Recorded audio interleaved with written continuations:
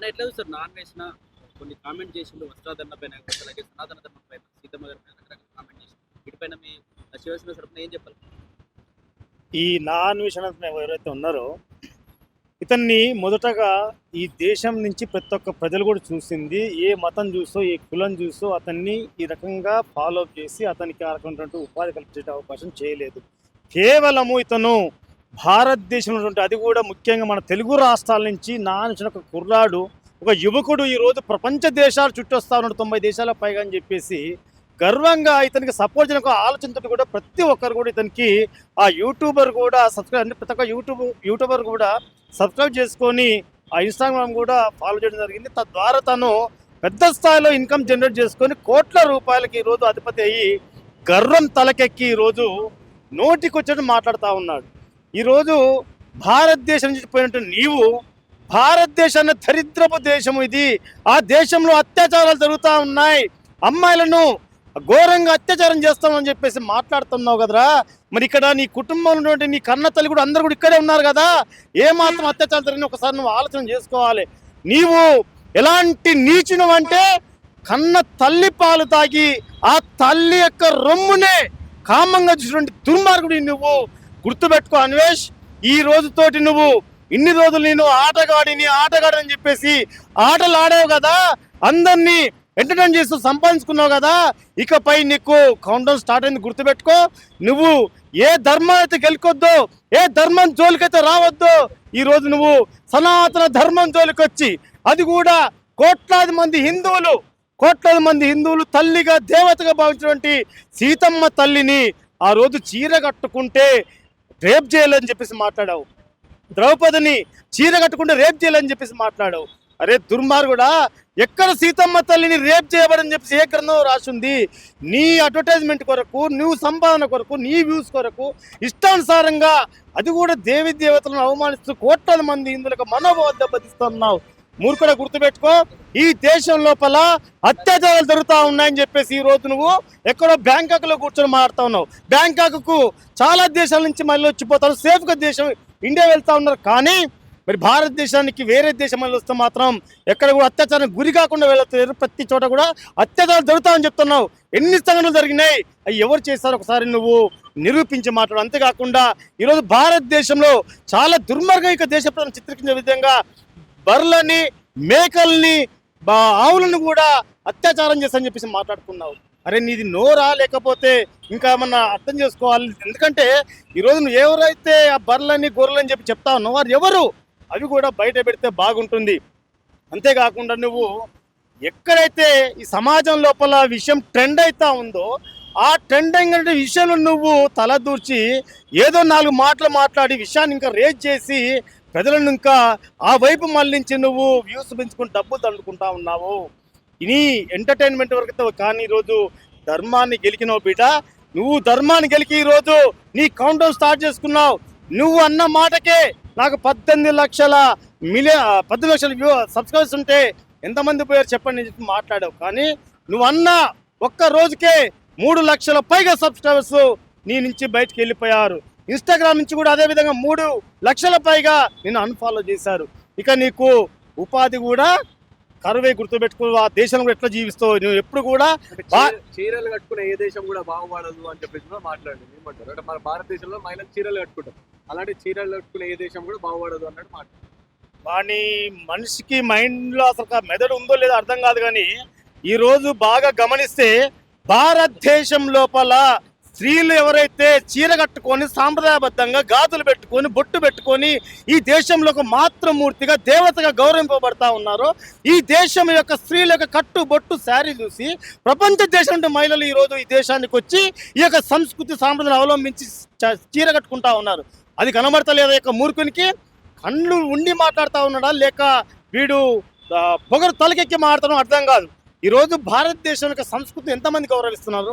ఈ దేశానికి వచ్చి మీరు వారణాసి, కాశీ ప్రాంతం వెళ్ళండి, ఎన్ని దేశాల నుంచి వచ్చి ఈ దేశం యొక్క సంప్రదాయాన్ని పాటిస్తూ ఉన్నారు. కానీ నోటికి వచ్చిన తన యొక్క వ్యూవర్స్ కోసము, డబ్బుల కోసం ఈ యొక్క మాటలు మాట్లాడుతూ ఉన్నాడు. తను గతంలో కూడా ఒక ఇంటర్వ్యూలో కూడా ఒక మాట మాట్లాడడం జరిగింది. నేను ఒక 14 ఏళ్ళ అమ్మాయిని నేను వాడుకున్నాను చెప్పేసి వాడు దుర్మార్గంగా ఘోరంగా మాట్లాడు. వీడికి స్త్రీల పట్ల ఎలాంటి గౌరవం ఉందో ఒకసారి అర్థం చేసుకో. ఎందుకంటే వీడికి ఒక 40 నుంచి 45 ఏళ్ళు ఉంటుండొచ్చు, కానీ ఆ 14 ఏళ్ళ 15 ఏళ్ళ అమ్మాయి అంటే తనకి కూతురు వయసు. అంటే వీనికి ఎలాంటి విలువలు ఉన్నాయి ఒకసారి మనం అర్థం చేసుకోవాలి. నేను ఎప్పుడు కూడా భారతదేశం నేను రాను అదొక దరిద్ర దేశం మాట్లాడుతా ఉన్నాను కదా బిడ్డ, నువ్వు ఇదే గుర్తుపెట్టుకో. నిజంగా నీది నిజంగా కూడా నీతి గల పుట్టుకైతే గుర్తుపెట్టుకో. భారతదేశం వచ్చినప్పుడు నువ్వు మగవనివైతే నీ సవాల్ చేస్తా ఉన్నాం, ఈ యొక్క హైదరాబాద్ నుంచి తెలంగాణ నుంచి సవాల్ చేస్తా ఉన్నాం. నువ్వు మగవనివైతే నీ మాట మీద ఈ యొక్క భారతదేశం వచ్చేటప్పుడు, నీ యొక్క గ్రామం వచ్చేటప్పుడు నేను వస్తున్నాను చెప్పేసి మగవాళ్ళ లెక్క ధైర్యంగా చెప్పిరా బిడ్డ. నిన్ను బట్టలు ఉడబికి నీ ఇంటి దగ్గర రోడ్ల మీద నేను నగ్నంగా ఉరికించుకుని కొట్టకపోతే చూడు. ఎందుకంటే ఈరోజు హిందువుల యొక్క ఆవేదన, ఇది ఆవేశం ఎంత బాధ అవుతా ఉందంటే వీడు అనవసరంగా ఒక చీరకట్టు విషయానికి సీతమ్మ తల్లిని నిందించిండు, దేవాలయాల గురించి మాట్లాడిండు. వీడు అనవసరంగా అంటే ప్రతి ఒక్క దాన్ని కూడా కాంట్రవర్సీ చేసిన విషయం. ఇక్కడ ఇంకొక విషయంలో, ఇదే విషయం లోపల హీరో చిరంజీవి గారి తమ్ముడు పవన్ కళ్యాణ్ గారి అన్నటువంటి నాగబాబు, ఈ నాగబాబు నిజంగా కూడా ఆ గౌరవప్రదమైనటువంటి ఆ చిరంజీవి కుటుంబంలో, కొనిదెల కుటుంబంలో ఎందుకు ఇలాంటి అనవసరమైనటువంటి చిచ్చు పెట్టి వాళ్ళకి ప్రతిష్ట దిగజార్చడం అర్థం కాదు. నిజంగా కూడా నాగబాబు సంబంధం లేకుండా కానీ వచ్చి ఇందులో విషయాన్ని అనవసరంగా రాద్ధాంతం చేసి పెద్ద ఇష్యూ చేసి మొత్తం పెంట చేసి సమాజంలోకి దీన్ని పెద్దగా తీసుకెళ్ళింది. నాగబాబు గారు ఒకటి గుర్తుపెట్టుకోండి, ఏ తల్లి అయినా ఏ బిడ్డ అయినా గుర్తుపెట్టుకోండి, మరి ఒక అత్త అల్లుడు వచ్చినప్పుడు అదే బికినీలు వేసుకుని అల్లుడు ముందు కూర్చోగలరా? పూజలు అదే బికినీ వేసుకొని కూర్చోగలరా? నువ్వు ఎలా దీన్ని బికినీలు వేసుకోవడాన్ని, బట్టలు ఇప్పుకోవడానికి స్వేచ్ఛ అని చెప్పేసి మాట్లాడుతూ ఉన్నావు. కొంచెం కూడా బుద్ధి లేకుండా మాట్లాడుతూ ఉన్నావు. ఈరోజు జనసేన పార్టీకి అండదండగా నిలిచిన వాళ్ళు, నీకు ఎంతో ధైర్యాన్ని ఇచ్చి పైసలు ఖర్చు పెట్టుకుని మీ యొక్క జనసేనకు సపోర్ట్ చేసిన వాళ్ళు ఈరోజు ప్రతి ఒక్కరు మిమ్మల్ని తిడుతూ ఉన్నారు. ప్రత్యేక జనసేన మహిళలు కూడా మిమ్మల్ని తిడుతూ ఉన్నారు. అంతేకాకుండా ఈరోజు నీవు అనవసరంగా నీ బిడ్డని ఈ యొక్క ఇష్యూలోకి నువ్వు తలదూర్చి నీ బిడ్డని బయట తీసుకొచ్చిన. ఈరోజు నీ బిడ్డ వేసుకున్న చిన్న చిన్న డ్రెస్సుల యొక్క వీడియోలు సోషల్ మీడియాలో పెట్టి నేను వైరల్ చేస్తా ఉన్నాను, నీ కుటుంబ పరువు తీస్తూ ఉన్నారు. కానీ కొంచెమైనా సిగ్గు తెచ్చుకొని నువ్వు కొంచెం ఆలోచన చేస్తే బాగుంటుంది. ఎలాంటి స్టేట్మెంట్ ఇవ్వాలంటే మనిషి తిన కానీ నీకు మెదడు ఎదిగినట్టు ఈరోజు చేసిన స్టేట్మెంట్లు ఈ యొక్క దేశం లోపల మన స్త్రీని ఏ విధంగా చూస్తాం. మీరు మరి ఆ స్త్రీల పట్ల స్వేచ్ఛ పేరుతో మీరు బట్టలు నిప్పుకొని తిరగని చెప్పేసి మీరు వాళ్ళకి ప్రకాష్ రాజు కూడా సపోర్ట్ చేస్తున్నారు. నేషనల్ యాక్టర్ ప్రకాష్ రాజు కూడా సపోర్ట్ చేస్తున్నారు ఈ వ్యాఖ్యలు. ప్రకాష్ రాజు మొదటి నుంచి కూడా ఈ యొక్క ధర్మాన్ని గౌరవించిన వ్యక్తి, దేశం పట్ల కూడా ఏమాత్రం గౌరవం లేని వ్యక్తి. ఎందుకంటే గతం లోపల కూడా ఆయన స్టేట్మెంట్లు అనేక రకాలుగా చూసాం. అంటే ఇప్పుడు ప్రకాష్ రాజు యొక్క ఆ స్టేట్మెంట్ ఏదైతే ఉందో స్వేచ్ఛ అనేది ఈరోజు అంటే ఈ యొక్క శివాజీ వ్యాఖ్యలపైన స్పందించింది నాగబాబు, తర్వాత ఈ యొక్క ప్రకాష్ రాజు. అయితే అనసూయ కూడా వాస్తవం ఏదంటే అనసూయకు సంబంధం లేకపోయినా కానీ శివాజీ చెప్పింది ఏంటంటే ఆ యొక్క సినీ ఈవెంట్లో వేదిక పైన అంటే గతం లోపల జరిగినటువంటి ఒక ఇన్సిడెంట్ అని గుర్తు చేసుకుని నిధి అగర్వాల్ అదేవిధంగా సమంత గారిది ఆ యొక్క పబ్లిక్లో అభిమానుల మీద పడ్డప్పుడు ఆమెకు ఉన్నటువంటి ఆఫ్ డ్రెస్సులు కావచ్చు అవన్నీ కూడా జారిపోతే అవన్నీ కూడా అభిమానులు మొబైల్లో షూట్ చేస్తే అవన్నీ సోషల్ మీడియాలో పెడితే మీ యొక్క పరిస్థితి ఏంది ఒక్కసారి అర్థం చేసుకోండి. ఆ యొక్క విషయాన్ని చూసినటువంటి శివాజీ బాధపడి ఒక గౌరవప్రదంగా బాధ్యతాయుతంగా భారతీయుడిగా ఆయన వేదిక మీద చెప్పింది ఏంటంటే అమ్మ తల్లులారా మాతృమూర్తులారా మీరు ఖచ్చితంగా పూర్తిగా మీ యొక్క ఒళ్ళు కనబడకుండా అంటే డ్రెస్సులో ఆంక్షలు పెట్టింది ఏ డ్రెస్ అని వేసుకోండి కానీ మీరు పూర్తిగా ఒళ్ళు కనబడకుండా మీ యొక్క శరీరాల పైన దుస్తులు ధరించాలని చెప్పాడు. అది చెబుతూనే ఒక 2 మాటలు జరగడం జరిగింది. దానికి ఆయన క్షమాపణ కూడా కోరడం జరిగింది. కానీ దీనికి అనసూయకు సంబంధం లేకుండా ఏమో బయటకు వచ్చి సిగ్గు లేకుండా ఏమాత్రము ఆమె యొక్క విషయం మీద రియాక్ట్ అయిపోయి శివాజీ మీద వ్యాఖ్యలు చేయడం కౌంటర్గా. అమ్మ శివాజీ ఏం మాట్లాడిండు ఒకసారి నీకు కొంచెం అర్థమైందా? హీరోయిన్ల గురించి మాట్లాడిండు. నువ్వు ఏమన్నా హీరోయిన్వా? ఎందుకు ఈరోజు వచ్చి నువ్వు రియాక్ట్ కావడం జరిగింది? హీరోయిన్ నువ్వు కాదు కదా, మరి ఎందుకు నువ్వు ఈ రకంగా రియాక్ట్ అవుతా ఉన్నావు? మరి ఈమె కాకుండా ఆమె సింగర్ చిన్మయి కూడా ఆమె ఏదో నేను తగునమ్మా నేనెందుకు తక్కువ అని చెప్పేసి ఆమె కూడా మధ్య కొంచెం మాట్లాడడం జరిగింది. ఈమె చికిరి సాంగ్లో పెట్టినటువంటి నువ్వు ఏందమ్మా ఆ సామాన్లుగానే మీకు అంత బాధ అయింది కదా. మరి ఈరోజు నీ యొక్క సాంగ్ లోపల పెట్టినటువంటి ఆ సామాన్లు ఏంది ఇంకోటి ఏంది ఈ పదాలన్నీ ఎందుకు పెడతా ఉన్నావు? అప్పుడు తప్పనిపించలేదు అంటే ఇప్పుడు ఈ విషయం మీద నీ మీద కేసు పెట్టాలా?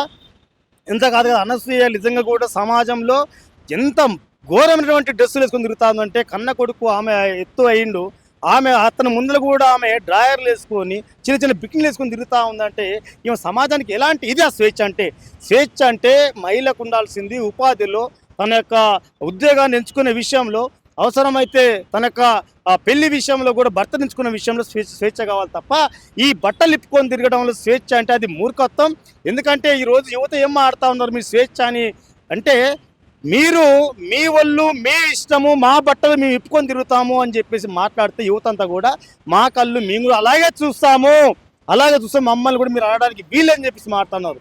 ఇంకా ఈ దరిద్రంగా ఇంకా ఘోరమైన విషయం ఏంటంటే మహిళా సంఘాలను అసలు ఏమనాలకు అర్థం కావట్లేరు. ఆ మహిళా సంఘాలు మారుతున్న విషయం ఏంటంటే గతంలో నాకు తెలిసి ఏదన్నా సినిమాలో హీరోయిన్ అర్ధనగ్నంగా ఏమన్నా ఆ పోస్టర్ల మీద ఫోటోలు అవపడితే వాళ్ళు ఎలాంటి పోస్టర్లు ఎట్లా వేస్తారు మీరు అని చెప్పేసి మహిళా సంఘాలు వచ్చి గొడవ చేసి అవసరమైతే ధర్నా చేసే వాళ్ళ పోస్టర్లను చింపేసేవాళ్ళు, ఇట్లా వేస్తారు ఆ మహిళా ఫోటోలని. కానీ ఈరోజు అదే మహిళలు మరి మా యొక్క మహిళలకు స్వేచ్ఛ లేదా మేము ఎలాంటి బట్టలు వేసుకోవాలి మీరు డిసైడ్ చేస్తారా, మగవాళ్ళు మరి చూపెట్టుకుని తిరగట్లేరా, మేము ఇప్పుకుంటే నష్టమైందని చెప్పేసి మాట అంటే కొంచెమన్నా మీకు కొద్దిగా ఒకసారి ఆలోచించుకో, ఏమాత్రం విఘ్నత ఉన్నా ఆలోచించండి. మగవాడి శరీరము ఆడవాళ్ళ శరీరము ఒక్కటేనా ఒక్కసారి ఆలోచించండి. చివరిగా ఎన్నో సనాతన ధర్మం పైన కావచ్చు, హిందూ ధర్మం పైన కావచ్చు, హిందూ నాయకులు హిందూ గుళ్ళ పైన దాడులు జరుగుతూనే ఉన్నాయి, రకరకాల కామెంట్స్ కూడా చేస్తూనే ఉన్నాయి. అందరికీ సంబంధించి ఏం చెప్తారు చివరిగా? మేము ఇన్నాళ్ళు కూడా సమాజం లోపల హిందూ దేవులపైన దాడులు జరిగినా హిందూ దేవతలను తిడుతూ ఉన్నా సినిమాలలో కూడా పాటల మీద కూడా వ్యంగ్యంగా అన్ని కూడా పాటలను కూడా దేవతలను దాంట్లో అసభ్యంగా చిత్రీకరిస్తూ పాటలు పాడుతూ ఉన్నా కూడా ఓపిక పడుతూ వస్తూ ఉన్నాం. కానీ ఈరోజు ప్రతి ఒక్కరు కూడా మా యొక్క ఓపిక సహనమే వీళ్ళకు అలుసుగా మారుతూ ఉంది సమాజంలో. అందుకోసమే ఎందుకంటే ఈరోజు సినీ ఇండస్ట్రీ లోపల గతంలో కూడా అనేక రకాలుగా పాటలు కావచ్చు, ఈ యొక్క సన్నివేశాలు కూడా దేవతల మీద తీసిన క్రమం లోపల మేము చాలా సందర్భాల లోపల మేము సెన్సార్ బోర్డు కావచ్చు, సినీ ఛాంబర్ కావచ్చు, అనేక రకాలుగా వెళ్ళి వాళ్ళతో మేము చెప్పి వాళ్ళ మీద కేసులు వేయడం ఇవన్నీ వాళ్ళ మీద పోవడం చేస్తారు కూడా వీళ్ళలో చాలా మార్పు వచ్చింది. వాస్తవంగా మీరు గతంలోకి సినిమాలకు ఇప్పుడు చూస్తే అప్పుడు ఏదైతే దేవతను కూడా కొంచెం వ్యంగ్యంగా దాంట్లో ఆట పట్టు చేసినటువంటి ఆ సీన్లు కూడా కాస్త ఈరోజు హిందూ యొక్క ఆ ధర్మాన్ని కానీ సంస్కృతిని కానీ దేవతలను కానీ అందులో గొప్పగా చూపెట్టకుండా సినిమా నచ్చే పరిస్థితి లేదు. ఏ సినిమా చూసుకున్నా ఈరోజు హిందూ ధర్మానికి సంబంధించినటువంటి సినిమాలు మాత్రం హిట్ అవుతున్నాయి. అవందరూ కూడా మీరు మన కళ్ళతో చూస్తాను. సమాజంలో మార్పు వస్తూ ఉంది. కానీ ఎవరైతే దుర్మార్గులు ఈరోజు సమాజం లోపల అనవసరంగా హిందువులపైనటువంటి దాడులు చేస్తూ ఉన్నారో, హిందూ దేవాలయాల మీద దాడులు చేస్తున్నారు, వాళ్ళందరూ కూడా ఖచ్చితంగా హెచ్చరిస్తూ ఉన్నాం. మీరు గుర్తుపెట్టుకోండి, అన్ని రోజులు ఒకేలా ఈరోజు హిందూ సమాజం జాగృతమైన సమాజం ఇది. కాబట్టి ఖచ్చితంగా ఒళ్ళు దగ్గర పెట్టుకొని మాట్లాడే క్రమం లోపల ప్రతి ఒక్కరు మారితే బాగుంటుంది.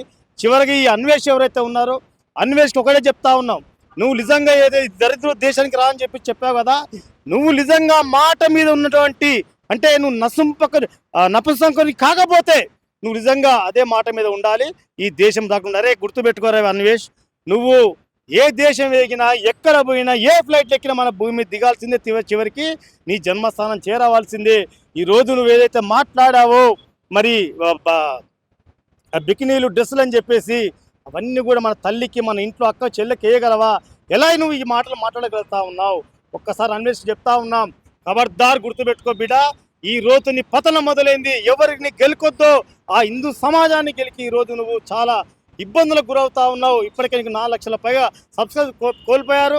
ఇప్పుడే మా యొక్క హిందూ రాష్ట్ర సమన్వయ సమితి కరాట కళ్యాణ్ గారు మా రాష్ట్రీయ శివాసేన అంటే అందులో కూడా జేఏసీలో భాగమే, ఆమె కూడా ఇప్పుడే పంజాగుట్టలో కూడా పోలీస్ స్టేషన్లో ఫిర్యాదు చేయడం జరిగింది. అన్వేష్ గారి మీద ఎఫ్ఐఆర్ కూడా అయ్యింది.